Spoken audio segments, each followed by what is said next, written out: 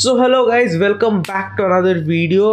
आज है Real Madrid versus AC Milan का match and trust me on this, Ancelotti meeting his former club and playing the match at the Santiago Bernabeu. It's going to a crazy match. लेकिन अगर हम बात करें कि दोनों टीम्स के form क्या है, कैसे ये दोनों टीम्स खेल रही है, AC Milan right now is sitting on the 7th position in his own league, that is Syria, and real Madrid अपने खुद के लीग में 2nd पोजीशन पे है। अब देखो, यहाँ पे तुम्हें देख के लगेगा शायद हेल एंड हेवन का डिफरेंस है, लेकिन Milan is not at its peak form right now. उनके प्लेयर्स उतने इफेक्टिव नहीं है जितने उन्हें होने चाहिए। लेकिन वहीं पे अगर हम रियल मैड्रिड की बात करें, there are lot of questions yet to be answer. बहुत सारे कॉम्बिनेशन जो अभी तक वर्कआउट नहीं किए हैं, बहुत सारे नए कॉम्बिनेशन जो कि ट्राई किए जा रहे हैं, and we don't know when they are going to work और whether they are going to work और नॉट। एंड यहीं पे इस कंफ्यूज सिचुएशन पे जब मैड्रिड यूसीएल खेलने उतर रही है, it's a very big question, how are we going to perform in this match. So I don't think that we should waste any time, and I'm directly going to go into how the tactics may be from Real Madrid side. मिलान का मैं उतना follow नहीं करता हूँ, तो मैं उतना details में नहीं बोल पाऊंगा, but still I will try to cover it ऊपर से। लेकिन मैड्रिड के बारे में अगर हम डीप डाउन करें, I think if Madrid again goes with the 4-4-2 diamond formation, it's very clear कि सेंटर बैक में तो एंटोनियो रूडिगर और एडर मिलिटाओ होने वाला है, and at the same point of time right back पे फिर से लूकास वास्केस होने वाले हैं, and left back I think फ्रान और मेंडी। इट डिपेंड्स एंसेलोटी किसको स्टार्ट करवाता है। मिडफील्ड में आने से पहले I want to just tell you one thing कि राइट बैक पे लूकास वास्केस का खेलना is again a weak link for Real Madrid, क्योंकि सब टीम्स को ये पता है कि in the absence of Carvajal, Lucas Vazquez has not been that effective. Just let's be very honest कि Lucas Vazquez उतना effective नहीं हो पाते हैं जितना उन्हें होना चाहिए। Now coming on to the midfield, if we see, देखो I think Chouameni is again going to play as a DM, क्योंकि वो डिफेंसिव ड्यूटीज़ भी कर सकता है, वो वास्केस के लिए कवर भी कर सकता है, and at the same point of time अगर कहीं पे गैप्स फिल करने हो, that Chouameni can do as well. And वहीं पे attacking midfielder I think that should be Bellingham, and अगर मैं बात करूँ राइट मिडफील्डिंग पोजीशन के, I think that should be Fede's position, because Fede track back बहुत करता है, उसका physicality is of a very high use, and on the left I think it should be Kamavinga. I mean तुम शायद इस चीज़ से deny भी कर सकते हो, एग्री भी कर सकते हो।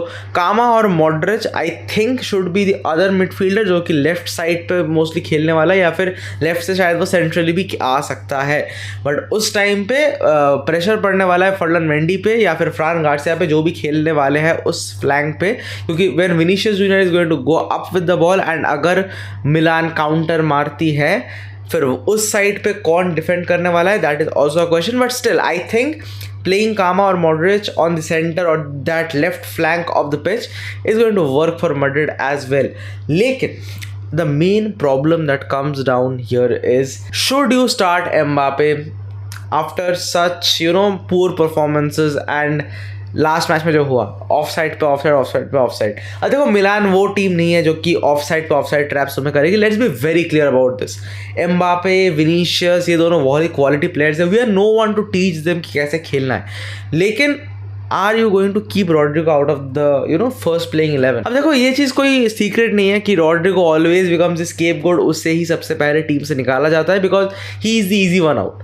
तुम बेलिंगम को टच नहीं कर सकते, तुम विनीशियस को टच नहीं कर सकते, तुम एम्बापे को भी टच नहीं कर सकते to an extent, because he is the face of Real Madrid right now. अगर तुम मार्केटेबिलिटी की बात करो, Vinicius obviously owns the entire team because he is the main star in our entire team right now. लेकिन अगर मैं बात करूँ कि I think Ancelotti is not going to change his system too much, फिर से वही विनीशियस और एम्बापे का कॉम्बिनेशन होने वाला है, and I don't really think Arda Guler is going to get minutes in this match as well, although I have heard, I've read many news which tells कि Florentino Perez या फिर board of directors are not happy with Ancelotti because of young talents not getting enough time on the pitch। वो तुम Anrich की बात करो, आर्दा गुलर की बात करो, या फिर और भी प्लेयर्स की बात करो, क्योंकि देखो time management is something Carlo is not focusing on.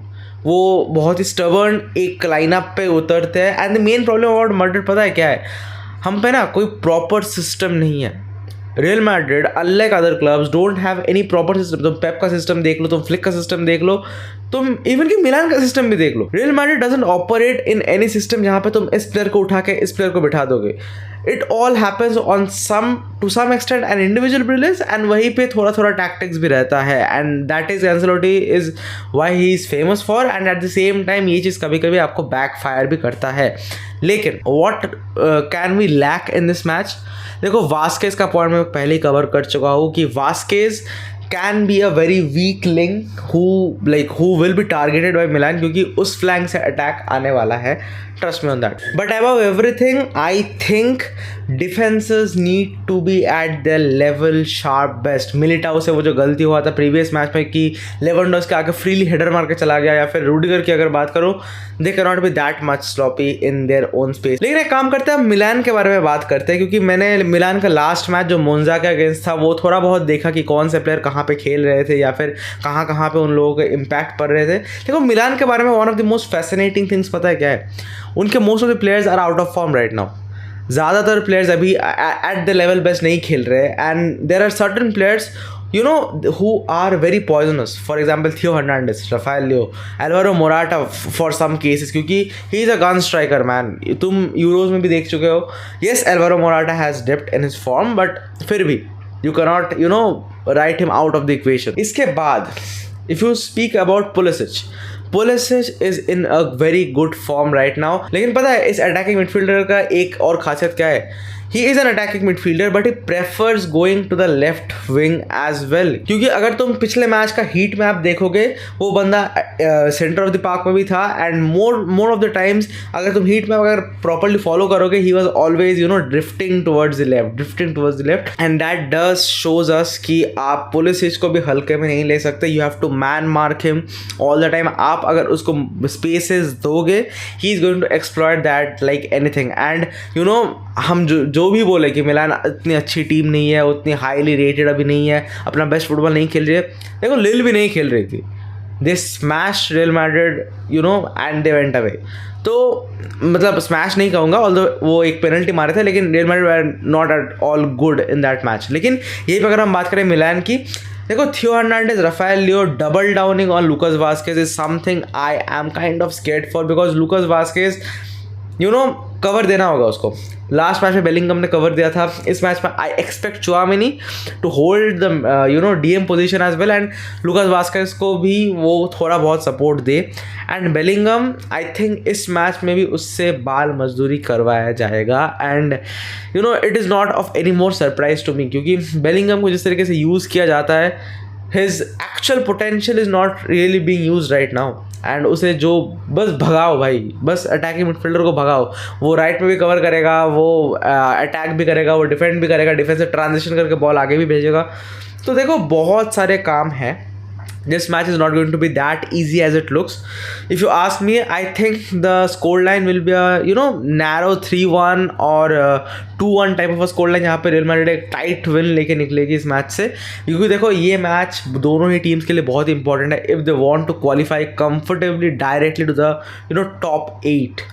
अगर आपको क्वालिफिकेशन राउंड नहीं खेलना है then you got to win this match. अगर आप ड्रॉ भी ले लोगे it will give you a back seat on the Champions League table क्योंकि आप ऑलरेडी टॉप 8 में शायद अभी राइट नाउ नहीं हो. क्योंकि मैंने जब टेबल देखा मैंने वहाँ पे देखा कि रियल मैड्रिड टॉप 8 में नहीं थे. So, according to me, this match is going to be a bit tricky. Ancelotti meeting his former club. That is going to be a bit exciting. How Milan prepares for Real Madrid, I think they are going to be confident even after seeing how Real Madrid, played in the last match against Barcelona. या फिर अगर वो लिल का match भी उठा के देख ले, they will find pretty good evidences how to break Real Madrid up. तो मैं इस मैच को ऐसा नहीं कहूँगा कि बहुत इजी होने वाला है. Do keep your eyes on the match with the full 90 minutes. Although match थोड़ा बहुत लेट में 1:30 बजे से मैच है, आई नो, लेकिन स्टिल यार लाइक मेरा भी कॉलेज है but still I am going to watch that match anyway. So देखते क्या होता है. My prediction goes to Real Madrid 2-1 और 3-1.